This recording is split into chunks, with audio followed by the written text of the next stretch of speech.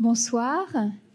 Nous allons donc pouvoir ouvrir cette première table ronde qui va donc porter sur la médiation et le règlement alternatif des conflits en Nouvelle-Calédonie, un sujet qui nous paraissait important d'aborder et qui était au cœur de l'actualité.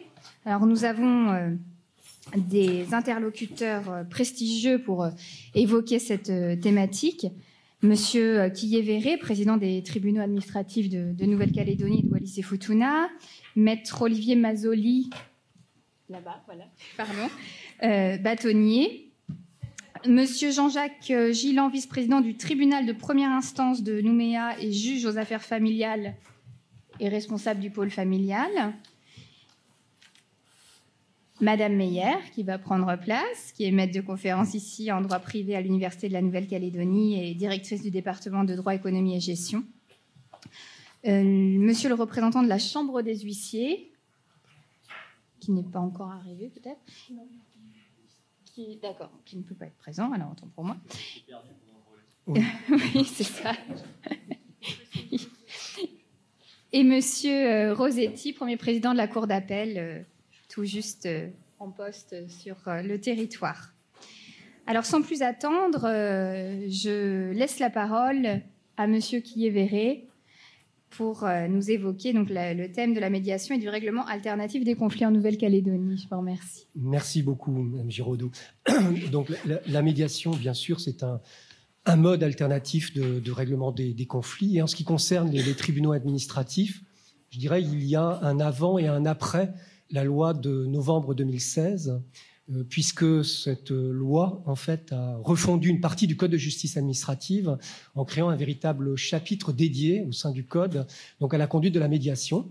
Médiation de deux types, donc soit médiation à l'initiative des parties, soit médiation obligatoire. Alors, en Nouvelle-Calédonie, et elle répond, on pourra y revenir peut-être à d'autres impératifs que ceux qui prévalent en métropole. En Nouvelle-Calédonie, donc c'est une médiation à l'initiative des parties uniquement qui peut être conduite à ce jour. Et donc les motivations en Calédonie sont spécifiques d'une manière plus large, donc pour l'ensemble de la métropole et la Calédonie. Et sur le fondement de cette loi de 2016, ce qui a présidé donc à ce texte, c'est essentiellement la volonté de, je dirais, réduire en fait les délais de jugement, de donner en fait des solutions à des contentieux de masse. Et donc il y a tout un ensemble actuellement d'expérimentations qui sont menées donc dans différents domaines, essentiellement dans le domaine des contentieux sociaux, dans le domaine de la fonction publique d'État, fonction publique territoriale. Donc ils sont menés par un certain nombre de juridictions en métropole. Et au terme de ces expérimentations, un bilan, bien sûr, sera dressé. Alors, nous avions souhaité, en Nouvelle-Calédonie, donc être associés à cette médiation obligatoire. Et d'ailleurs, le haut-commissaire y était tout à fait favorable. Mais nous avons fait cette demande un petit peu tardivement auprès de la section de l'intérieur du Conseil d'État. Et donc, nous n'avons pas pu être rattachés à cette médiation obligatoire en matière de fonction publique d'État. Bon, reste que la médiation, donc, je dirais, à l'initiative des parties, donc, existe sur le territoire de la Nouvelle-Calédonie. Et pour la conduire, nous avons été amenés en fait à signer, je dirais, une charte donc, qui précise le cadre déontologique et procédural de la conduite des médiations à l'initiative des parties avec tout un ensemble de partenaires. En premier lieu, le barreau de Nouméa, mais aussi le gouvernement, bien sûr, la Nouvelle-Calédonie, les provinces, la mairie de Nouméa, le Sénat coutumier. Et bien sûr, nous pouvons signer cette même médiation avec toute institution qui le souhaiterait, de façon à ce que ce cadre procédural et éthique soit donc permette d'organiser, si vous voulez, ces médiations. Alors moi, ce qui m'a frappé, c'est une première chose. Tout d'abord, si vous voulez, la médiation, ce qui me frappe, c'est que c'est finalement un instrument de règlement alternatif des litiges qui est transversal à tous les domaines du droit. J'évoque bien sûr ce que je connais, c'est-à-dire le domaine du droit public, mais ça vaut bien sûr dans tous les autres domaines. Et c'est finalement quelque chose qui est porteur d'avenir en matière, si vous voulez, de justice collaborative, quand on prend un petit peu de recul, si vous voulez, dans ces techniques de résolution des litiges, et qui se font souvent, quand elles peuvent être mises en œuvre, à la plus grande satisfaction des parties. Puisqu'en définitive, ce sont des solutions gagnantes-gagnantes, si vous voulez, qui sont dégagées, donc au terme, finalement, de la conduite d'une médiation, alors que le procès, si vous voulez, plus traditionnellement conduit, bien sûr, fait perdre, finalement, à une des parties le procès qu'elle a engagé. Donc voilà, moi j'ai été assez frappé par le fait que tous nos interlocuteurs étaient très réceptifs en Nouvelle-Calédonie à la mise en place de la possibilité de conduire des médiations. Alors, j'indiquais, si vous voulez, que les motifs ne peuvent pas être les mêmes, en fait, en Nouvelle-Calédonie que ceux qui prévalent en métropole. Bon, pour ce qui concerne le tribunal administratif, nous avons très peu de stock, nous avons des délais de jugement qui sont très courts, donc évidemment, c'est pas vraiment, nous n'avons pas de contentieux de masse, donc ce n'est pas vraiment ça, si vous voulez, qui peut motiver la mise en place de la médiation. Mais notamment, si vous voulez, à travers celle que nous conduisons actuellement, nous conduisons une médiation importante dans un secteur d'activité. Moi, ce que je remarque, c'est que ça a une portée symbolique très forte en Calédonie, parce que je crois que ça rejoint aussi, si vous voulez, l'esprit finalement de dialogue qui prévaut sur ce territoire. Et c'est ce qui a expliqué d'ailleurs que ça a été très bien ressenti lorsque nous avons proposé les signatures des chartes aux différentes provinces, que ce soit donc province Nord, province Sud ou les îles. Voilà, donc une impulsion en tout cas très importante a été donnée donc à la mise en œuvre de la médiation sur le fondement de cette loi de 2016, qui continue à être suivie très précisément, parce que c'est essentiellement le vice-président Jean-Marc Sauvé qui l'a initié, mais son successeur Bruno Lasserre continue bien sûr aussi à la valoriser. Et ça conduit à développer tout un ensemble, si vous voulez, de manifestations en métropole, et notamment il y aura en fin d'année, donc pour la première fois aussi, un rassemblement de l'ensemble des médiateurs en métropole qui conduisent des médiations dans le domaine donc du droit public, du droit administratif, ce qui ne s'était jamais fait auparavant. Voilà, si vous voulez, dans un premier temps, ce que je peux simplement vous indiquer. Merci beaucoup. Est-ce qu'il y a des questions, puisqu'on a un temps suffisant pour pouvoir échanger, et c'était le but également de l'organisation de cette table ronde. Bon, il y a plusieurs éléments qui, je pense, vont revenir dans les autres interventions qui me paraissent fondamentaux. C'est finalement l'acceptabilité de la décision. Quand on est dans le monde de la justice, l'acceptabilité de la décision, c'est quelque chose d'incontournable, parce que c'est seulement en étant acceptable que la décision va remplir tous ses objectifs. Alors, en droit interne, on va trouver des moyens de forcer l'application. En droit international, si la décision de justice n'est pas acceptable, elle n'est pas appliquée, en règle générale. Donc, c'est encore plus flagrant. Et la médiation, d'après ce que vous évoquez, ça va faciliter l'acceptabilité de la solution, puisque on aura une action. Non, tout à fait. Et notamment, je pense, en raison du fait qu'un temps beaucoup plus important, si vous voulez, est donné finalement aux échanges entre les parties. Et donc, elles ont beaucoup plus le sentiment, si vous voulez, de pouvoir avoir finalement fait valoir l'ensemble des arguments qu'elles pouvaient faire valoir à leur, si vous voulez, je dirais, entre guillemets, opposants. Et je crois que ça facilite l'adhésion, si vous voulez, à la solution qui est trouvée au terme de la médiation. Et ça évite le schéma perdant-gagnant, finalement. Alors, ça évite le schéma perdant-gagnant, tant entendu d'ailleurs que le schéma perdant-gagnant est souvent même pas tout à fait celui-là, parce que même la partie gagnante souvent ne gagne pas autant qu'elle le voudrait. Donc, finalement, il n'y a qu'un quart des parties qui sont vraiment satisfaites du procès au terme de celui-ci. Et puis il y a la symbolique aussi que vous évoquiez, le symbole, bien sûr, qui est très important. Qui est très important, bien sûr. Oui, je vous en prie.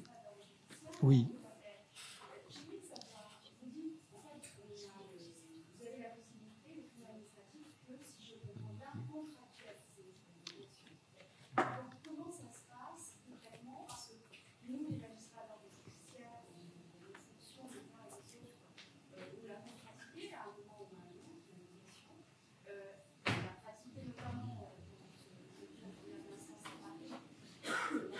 Beaucoup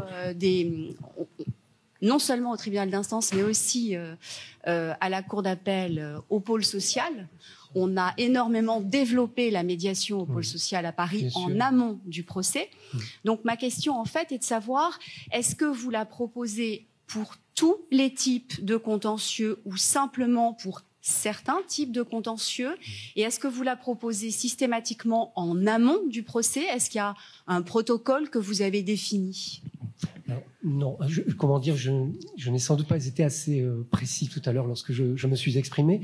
La charte que j'évoquais, qui a été signée donc avec un certain nombre de partenaires institutionnels, est simplement, si vous voulez, un cadre non contraignant, qui précise simplement des règles éthiques de conduite d'une médiation et qui propose une procédure, si vous voulez, à suivre.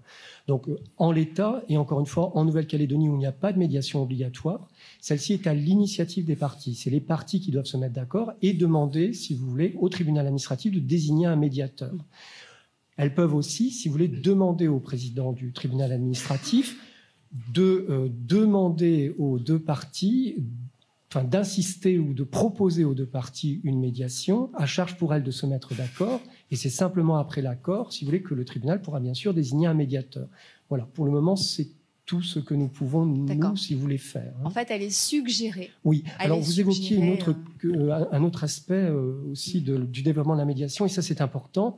Effectivement, par le passé, parce que la médiation, les tribunaux administratifs l'avaient déjà croisée, si on forçant un peu le trait, si vous voulez, en matière fiscale, notamment en ce qui concerne les pénalités. Depuis le milieu du 19e siècle, on peut négocier, si vous voulez, sur des pénalités, c'est une forme de médiation.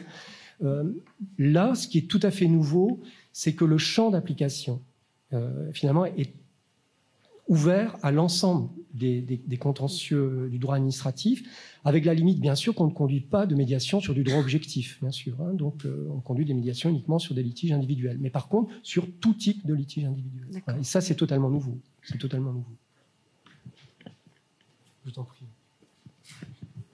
Juste une précision pour répondre à votre question, Madame le Président.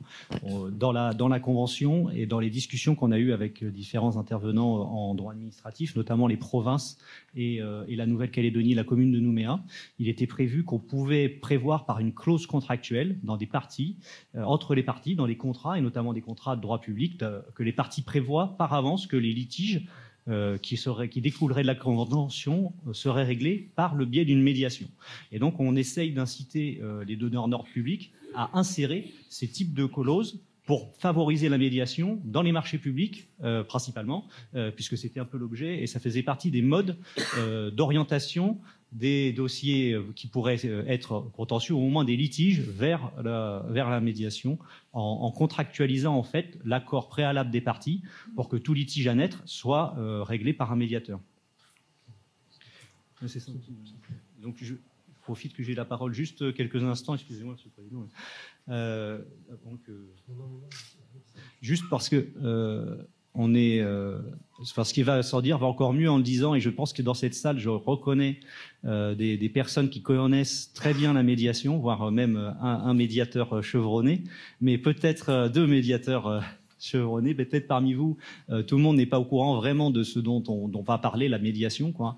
Et la médiation, c'est pas uniquement des pourparlers, des négociations, une transaction, c'est un processus, la médiation, un processus structuré par lequel des parties, deux ou plusieurs, tentent de résoudre un litige et de parvenir à un accord dans le but de résoudre un litige. Voilà, donc c'est ça la médiation. C'est pas simplement quelque chose qu'on va faire sur un coin de table. C'est pas un procès, c'est pas une procédure, mais c'est un processus. Un processus avec un cadre. Alors le cadre, il n'est pas figé, le médiateur peut aménager le cadre, mais enfin c'est un processus de règlement d'un litige cadré et dans lequel donc des parties se mettent d'accord pour résoudre leurs différends de façon amiable avec l'aide d'un tiers, un tiers qui est donc le médiateur, qui est un tiers indépendant et avec des conditions relatives aux conflits d'intérêts, etc., qui sont très précises, qui sont très énumérées, qui faisaient notamment l'objet de la convention signée entre le tribunal administratif, la cour administrative d'appel et le barreau et les différentes collectivités publiques. Donc voilà, c'est pour simplement vous rappeler que la médiation, c'est un processus qui est librement accepté par les parties, qui est par nature confidentiel, et on confie ça à un médiateur. Médiateur, c'est un tiers qui est neutre, qui est indépendant, qui est impartial et qui vient apporter son assistance pour permettre aux parties de trouver leur solution. Et là, on rejoint complètement ce que vous disiez tout à l'heure, Géraldine. En fait, les parties trouvent leur solution, donc elles l'acceptent, puisque ce sont elles-mêmes qui l'ont produite avec l'aide du médiateur. Je crois que, Monsieur le Président, vous aviez une question. Juste une question à la suite de ce que vous venez de dire, Monsieur le Bâtonnier. Vous avez donné un certain nombre de qualités de ce médiateur. Hein. Mais est-ce que le choix de ce médiateur dépend de son inscription sur une liste ? Que cette inscription sur une liste elle-même recouvre des conditions de compétence, de formation ? Voilà, c'est la question que j'ai. Ou est-ce que tout le monde peut se prétendre médiateur ? Voilà, c'est un peu la question, si vous voulez, du nouvel arrivant par rapport à la réalité calédonienne. Alors, Monsieur le Premier Président, vous posez une excellente question qui nous avait aussi conduit à échanger avec Monsieur le Bâtonnier. Nous avions aussi échangé avec le secrétariat général du Conseil d'État sur cette question. Alors, à cette heure, en tout cas pour ce qui concerne la justice administrative, on ne souhaitait pas, si vous voulez, établir cette liste, même si effectivement l'absence de critères peut poser des problèmes quant à la désignation, si vous voulez, bien sûr, d'un médiateur. Alors, les chartes, si vous voulez, que nous avons élaborées et signées rappellent un certain nombre, si vous voulez, de compétences, je dirais, et de qualités dont doit présenter le médiateur. Mais à cette heure, si vous voulez, il n'y a pas de disposition législative qui précise cela. Mais on a pu m'indiquer, à l'occasion des échanges que j'avais eus, que c'est envisagé dans un deuxième temps. Sinon, pour rebondir sur cette question, au niveau de... C'est pas branché ? Si. Au niveau de la médiation familiale, en matière familiale, il y a un diplôme particulier, puisque la médiation, normalement, se fait sur 2 années, et il y a une 3e année qui permet d'avoir cette qualification de médiateur familial. Alors, quand je suis arrivé ici, moi j'arrivais de Paris, où j'ai travaillé à la chambre sociale de la cour d'appel, et on avait un système de médiation extraordinaire. On a vu notre contentieux fondre à un moment quand on l'a mis en place. Il y avait en premier lieu une incitation des parties à se renseigner.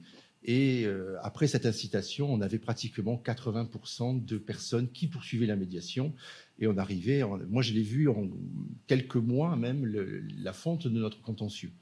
Quand je suis arrivé ici, à Nouméa, il n'y avait pas grand-chose au niveau médiation, il n'y avait pas grand-chose aussi au niveau lien. Je parle d'un affaire familiale, le reste, je ne m'en occupe pas. Et donc, j'ai essayé, à mon arrivée, de trouver des structures pour pouvoir avoir des médiateurs.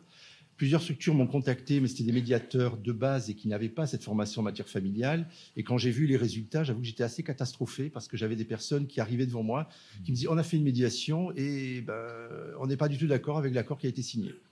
Alors, je suis tombé un peu des nues, donc j'ai arrêté de travailler avec eux. Et dernièrement, le bâtonnier Mazzoli en a fait référence. J'ai rencontré un médiateur qui est dans la salle, Monsieur Gézécal, je n'ai pas donné votre nom, il n'y a pas de problème, hein, avec qui j'essaie de travailler. Je dis bien j'essaie parce que je lui envoie des personnes et malheureusement, les personnes, ils vont à 1 ou 2 rendez-vous et puis ils s'arrêtent. Alors, je ne sais pas à quoi c'est dû. Je ne peux pas vous le dire. On a des personnes qui sont partantes au départ quand on leur présente ce qu'est la médiation et puis ils s'arrêtent. Alors, je pense qu'il faudrait faire un travail aussi avec le barreau pour avoir une incitation. Mais ici, on part de zéro, hein, il faut être clair, on part de zéro. Donc, il y a tout à monter. J'avais essayé de travailler aussi avec des équipes au Québec pour faire venir des formateurs du Québec. On a un gros problème de financement parce qu'on a quand même des autorités gouvernementales ou provinciales qui ont des beaux discours. Mais ça s'arrête là parce qu'on oublie de dire que quand même tout ce qui est conflits familiaux, ça provoque aussi d'autres conflits. J'ai des statistiques nationales, alors je ne les connais pas en Nouvelle-Calédonie, mais 75% des affaires qui sont traitées par les juges des enfants ont une incidence à la base affaires familiales. On le voit tous quand on fait du contentieux correctionnel ou même criminel à la cour d'assises, il y a toujours une incidence familiale. Et je pense que si on faisait un peu de préventif et si on donnait les moyens à la médiation, on arriverait à changer tout ça. Alors, par rapport pour parler de la médiation en elle-même, le magistrat, lui, il résout des litiges. Le médiateur, il est là aussi pour essayer d'éteindre le conflit. Nous, on est là ponctuel, on donne le droit. Mais quand on résout un litige, souvent, on n'a pas résolu le conflit. Et le conflit, il est toujours là. Donc, si on arrive en amont à déminer la situation, nous, on va arriver avec des situations apaisées. Et c'est ce qu'on recherche. Mais malheureusement, ici, sur le territoire, on a beau être une terre de parole et de partage, on est aussi une grande terre de conflit. Et on aime le conflit. Je n'ai pas peur de le dire, on aime le conflit. Et quand il n'y a pas de conflit, les gens sont un peu désabusés. Donc certains avocats qui jettent de l'huile sur le feu passent pour des meilleurs avocats que les autres qui cherchent à concilier. Et ça, c'est une culture, c'est tout un travail à mener. Et je pense qu'il faut qu'on s'associe avec le barreau pour arriver à faire quelque chose qui permettent d'apaiser un peu la situation sur les affaires familiales en Nouvelle-Calédonie. Alors, je pourrais vous illustrer un peu pour parler, parce qu'il y a des étudiants dans la salle, ce qu'est notre travail et ce qu'est le travail de la médiation. Moi, j'ai 2 exemples qui m'ont été donnés par un collègue qui est Monsieur Juston, qui est magistrat honoraire, qui fait beaucoup d'interventions sur la médiation.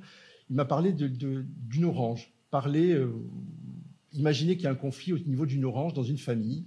Vous avez 2 personnes qui se battent pour une orange. Le juge va dire, qu'est-ce que je fais? Vous avez autant de droits l'un que l'autre? C'est simple, je vais partager l'orange en 2, vous aurez chacun une moitié. Deuxième conflit, vous avez 2 enfants qui veulent faire plaisir à leur papa ou à leur maman, j'en sais rien.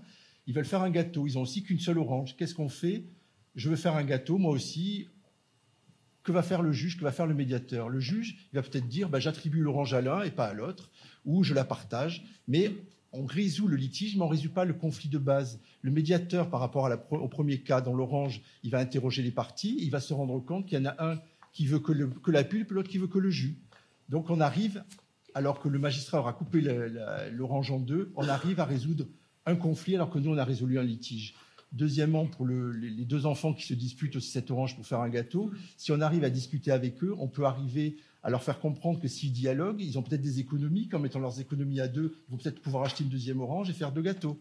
Nous, on aurait peut-être donné à l'un et à l'autre, on aurait fait 2 mécontents, alors que là, on va avoir des gens qui peuvent comprendre, qu'ils arrivent à collaborer et qui peuvent apporter quelque chose. Alors, c'est caricatural, ce que je dis, c'est simpliste, mais voilà, je pense que ces 2 images peuvent très bien illustrer la différence entre ce qu'on attend de la médiation et ce que le justiciable attend du magistrat. Même si nous, on n'est pas que là, on applique le droit, mais dans nos fonctions de juge d'affaires familiales, on met du liant, on discute avec les gens, on prend notre temps. Il faut qu'on prenne notre temps pour laisser les gens parler. Et c'est vrai que, comme en Nouvelle-Calédonie, on n'a pas les médiateurs, on a tendance parfois à déborder de notre rôle et à faire ce travail de médiation. Voilà, j'ai déjà trop parlé. Mais... Qu'est-ce qui fait échouer une médiation, selon vous ? Qu'est-ce qui fait échouer une médiation? Quand les gens sont encore dans le conflit, je pense, quand ils ne veulent pas dépasser le conflit. Je pense que le conflit est nécessaire, surtout en affaires familiales. Il y a une explosion à un moment. C'est normal qu'il y ait un conflit pour que ça puisse s'apaiser après. Mais certaines personnes, il y a aussi des pathologies derrière. Hein. On ne sait pas, il y a des personnes qui vivent dans le conflit. Alors la médiation, ça ne sera pas la solution dans 100% des cas. Mais si on arrive à en solutionner ne serait-ce que la moitié, ça sera déjà ça. Pourquoi ça échoue, je ne sais pas. Moi, ça, peut-être je sais qu'elle pourrait en parler, mais... Quand on va en médiation, il faut que les 2 parties soient volontaires. Merci. Quand des personnes vont en médiation, il faut qu'elles soient toutes les 2 volontaires. Et il y en a toujours un des 2 qui veut y aller plus que l'autre. Et on assiste assez régulièrement à un phénomène de blocage de celui qui n'a pas trop envie de venir et qu'il sent qu'il faut qu'il se dévoile. Je parle pas de cette façon-là avec les médiateurs, avec les parties, mais enfin, faut qu'ils se mettent à poil, quoi. Et pour réussir à rentrer dans le donnant-donnant, dans le gagnant-gagnant, il faut accepter de dire vraiment ce qu'on a sur le cœur et de dévoiler ses batteries. Batteries qui peuvent servir éventuellement à une procédure ultérieurement, mais si on les a dévoilées trop tôt, on perd ces arguments-là. Donc en fait, les personnes qui vont en médiation et qui arrivent à un bon succès ont accepté dès l'entrée en médiation de vraiment dire tout ce qu'elles ont sur le cœur et de se livrer. Et je dirais que l'un des outils les plus utilisés par le médiateur, c'est la boîte de mouchoirs. C'est-à-dire qu'une médiation sans larmes a très très peu de chances d'aboutir. En fait, on passe par là à un moment ou à un autre. C'est assez surprenant. C'est assez délicat pour le médiateur qui doit apprendre à se protéger de ces émotions-là. Mais c'est pour vous dire que les personnes doivent vraiment aller au fond d'elles-mêmes pour se livrer et qu'on puisse ensuite reconstruire la suite. Voilà. Merci. Si je peux peut-être ajouter 2 autres éléments qui, à mon sens, peuvent empêcher une médiation d'aboutir, c'est aussi l'immaturité du conflit, parce qu'il faut aussi que le conflit ait quelque peu mûri parfois, en tous les cas qu'il soit à un stade tel, sans trop d'ailleurs, parce qu'après c'est trop tard aussi. Donc il y a quand même une question de maturité du conflit. Et par ailleurs, il y a, et vous l'expliquez très bien, il y a aussi un minimum de confiance dans l'autre partie, non seulement dans l'autre partie pour pouvoir justement se confier. D'autre part, il faut aussi qu'il y ait un minimum de confiance dans le processus de médiation lui-même, avec le cadre. Et enfin, une confiance dans le médiateur qui incarne le processus. Je me permets d'ajouter que peut-être sur le profil des médiateurs, la médiation familiale, il y a un plus en termes de connaissance de la psychologie, des rapports entre les personnes, qui est toujours utile, même pour un médiateur, je dirais, de contentieux général. Voilà, donc là, il y a cet aspect de formation, parce qu'effectivement, vous dites, les gens se mettent à nu, c'est aussi la capacité de pouvoir comprendre ces processus, de les maîtriser et surtout de les amener, je veux dire. Donc à ce moment-là, ça exige, tout à l'heure je parlais de la formation, mais enfin, je veux dire, en tout cas une pratique ou une expérience professionnelle qui va au-delà. Il y a un tronc commun, par exemple, il y a des notions à connaître, comme si on était éducateur spécialisé, assistante sociale, psychologue, etc. Enfin, je parle sous votre contrôle, monsieur. Je pense que c'est important. Et pour permettre effectivement à la médiation. Et on a tout à l'heure cité, je veux dire, un grand nom de la médiation, de Thierry Juston, qui a été longtemps président à Tarascon, et puis en fait qui a beaucoup écrit sur la médiation familiale. Et pour compléter par une formule ce que vous disiez, il disait aussi en dehors de l'Orange que la médiation était au contentieux classique, réglé par les tribunaux, ce que l'agriculture bio était à l'agriculture chimique.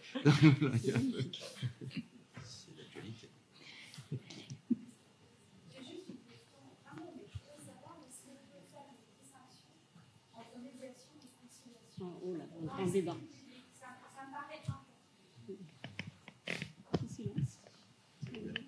Est-ce qu'une médiation aboutit toujours à une conciliation? Comment on définit ces deux? Alors, il y a une querelle de chapelle, on va dire, sur la différence entre médiation et conciliation, s'il y a assimilation des notions ou pas.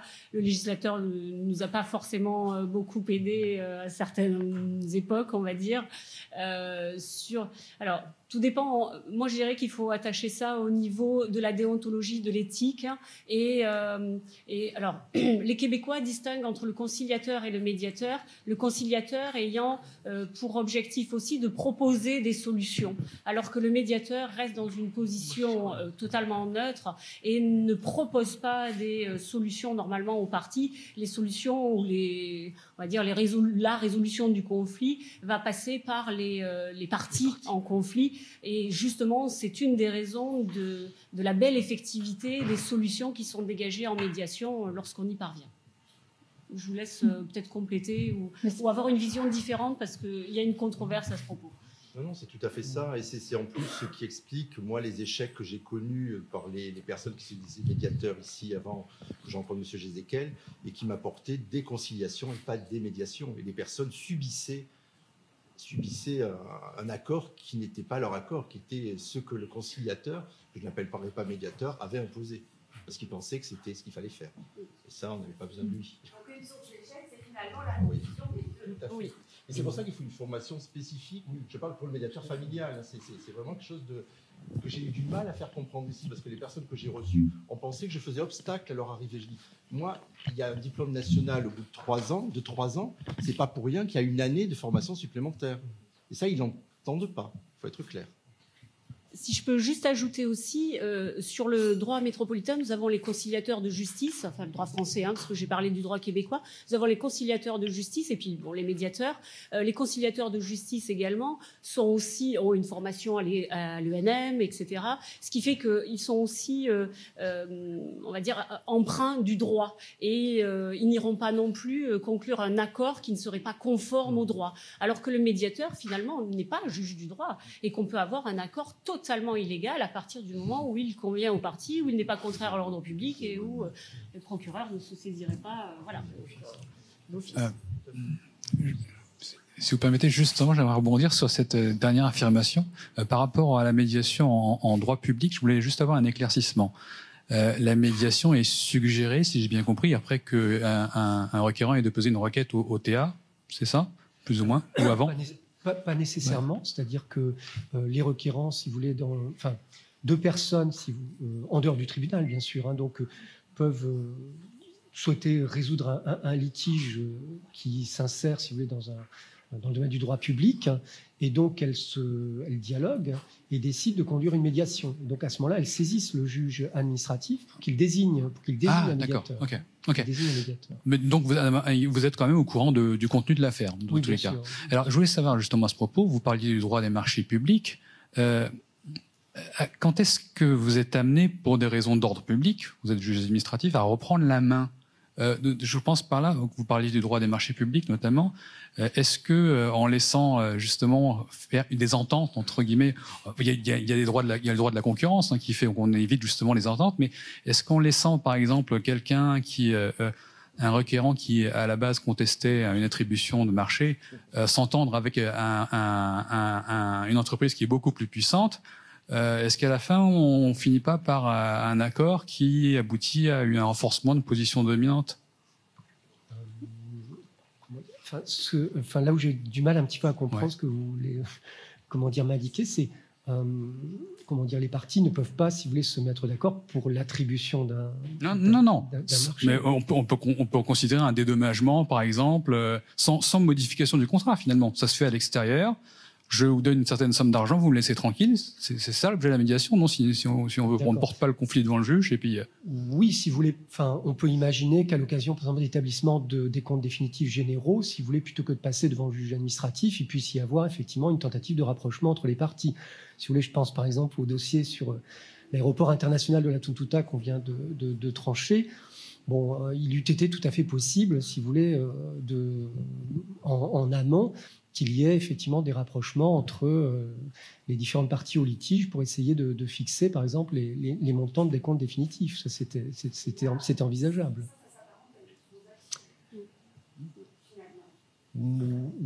Oui, oui, c'est vrai. Quoique la médiation peut aussi déboucher sur une homologation, si vous voulez. Voilà. Donc, oui, tout à fait. Oui, bien sûr. Oui. Alors, pour le reste, si vous voulez, s'agissant de la conduite d'une médiation, elle s'inscrit notamment, normalement, dans un temps donné, si vous voulez. C'est-à-dire, si au bout d'un laps de temps donné, dont les parties peuvent convenir, il n'y a pas de solution de trouver, le juge reprend la main. Le juge reprend la main à ce moment-là. Mais il n'y a pas de motif d'intérêt public qui vous oblige à reprendre la main parce que... C'est un petit peu la limite que j'indiquais tout à l'heure. C'est-à-dire qu'on ne peut pas conduire une médiation sur... je dirais, du droit objectif ou quelque chose qui ne serait pas, si vous voulez, qui ne relèverait pas simplement du litige individuel. C'est-à-dire ça, on ne peut pas le faire. Donc on aurait l'obligation de reprendre la main à ce moment-là. Alors, je vais peut-être redonner la parole à chacun des... À moins que vous vouliez... Non, juste pour juste terminer sur la réponse sur la médiation en cas de contentieux administratif. Soit le litige est déjà né, et à ce moment-là, le président du tribunal peut proposer aux parties la désignation d'un médiateur, soit les parties s'adressent au président pour qu'il désigne un médiateur. L'avantage, c'est que la demande de désignation du médiateur interrompt le délai de recours tant que la médiation n'est pas terminée et interrompt la prescription. Donc c'est quand même cadré et c'est dans le but de permettre aux parties, en suspendant le délai de recours et de prescription, de trouver un accord transactionnel pour éviter un recours contentieux ultérieur. Je vais peut-être redonner la parole simplement à chacun des intervenants si vous voulez ajouter quelque chose.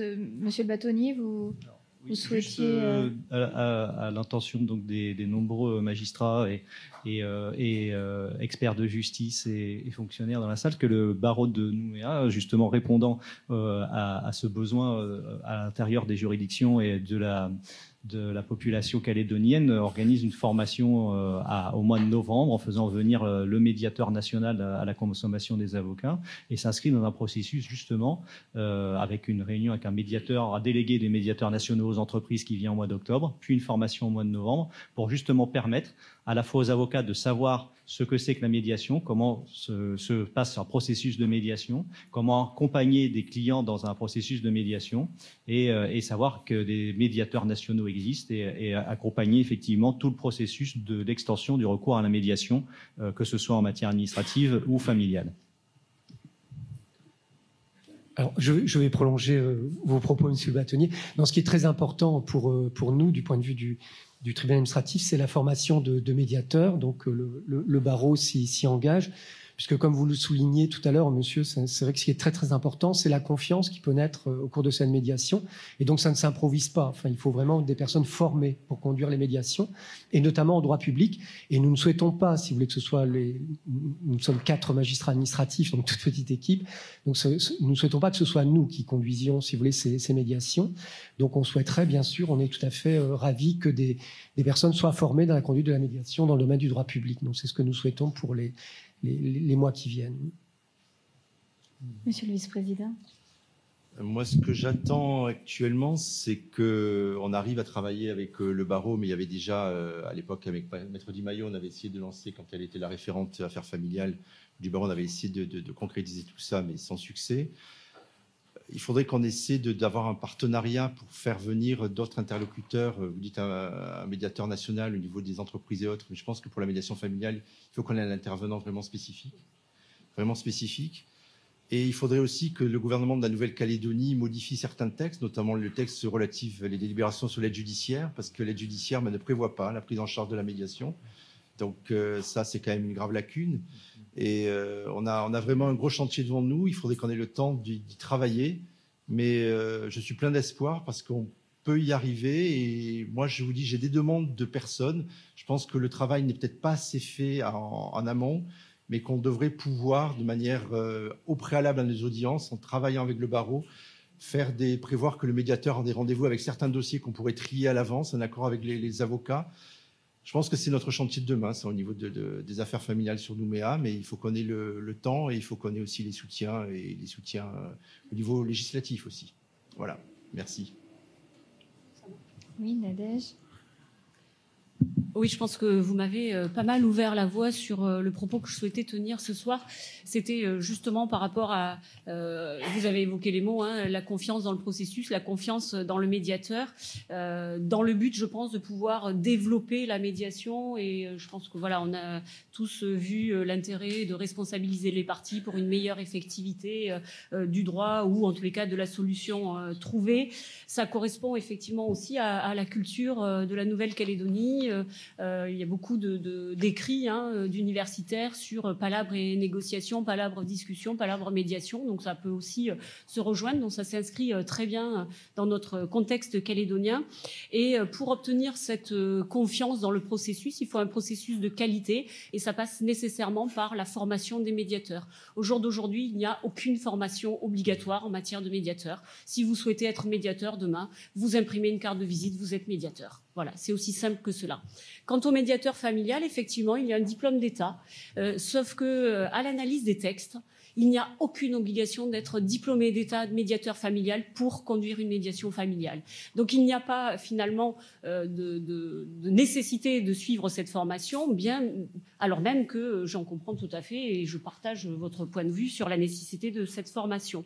On n'a pas de référentiel, on n'a pas de formation homogène. Vous pouvez avoir en une journée, vous avez certaines entreprises de formation qui vous offrent le titre de médiateur. Vous avez 3 ans de formation à côté. Quel est le juste milieu ou en tous les cas quel est le minimum de formation nécessaire pour pouvoir acquérir ce titre et exercer à titre de médiateur. Quant à la professionnalisation, pour ne pas empiéter trop sur le temps, la professionnalisation, eh bien, à mon sens, ça passe par la rédaction d'un code de déontologie qui doit être adopté, à mon sens, au niveau législatif, en tous les cas, qui soit à minima contraignant pour les parties, de façon à créer cette confiance. Ça passe aussi par une mise en place d'actions en responsabilité possible sur l'action du médiateur.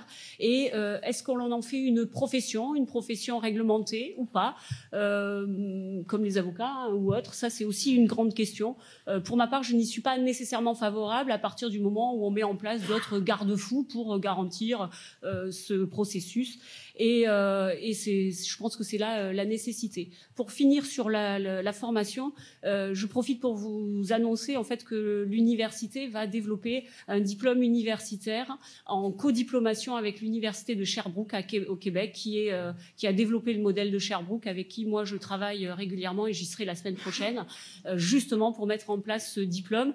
L'objectif, ça sera de faire un diplôme de médiateur, alors civil et commercial, avec double diplomation de l'université de Sherbrooke. Et pour avoir ce diplôme-là, moi-même, et avoir suivi leur formation, elle est juste exceptionnelle, même si elle n'est que sur une semaine, mais ça donne des bases, d'accord.